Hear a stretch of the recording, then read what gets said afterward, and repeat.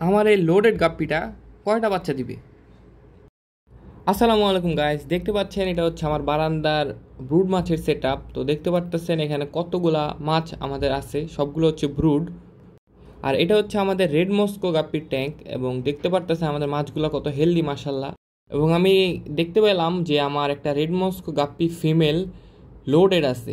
তো আমি এটাকে আলাদা করে ফেলবো, কারণ রেড মস্কো গাপ্পি অনেক বাচ্চা খায়। তো আমি এই ডিব্বাটা নিয়ে ট্রাই করতেছিলাম মাছটাকে ধরার, কিন্তু এটা অনেক দৌড়াদৌড়ি করতেছিল।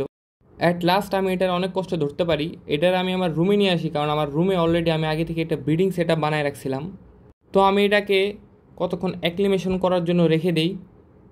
তো অ্যাডজাস্ট হওয়ার পর আমি আস্তে করে গাপ্পি মাছটাকে এখানে ছেড়ে দিই। তো দেখতে পারতেছেন আমাদের এই লোডেড গাপ্পি, মাশাল্লাহ দিলে দেখতে পারতেছেন আমাদের গাপ্পিটা অনেক লোড হয়েছে। তো আপনারা সবাই মাশাল্লাহ বলবেন এবং আপনারা কমেন্টে বলে যাবেন যে এই গাপ্পিটা কয়টা বাচ্চা দিবে। ততক্ষণ পর্যন্ত আমাদের সাথে থাকুন।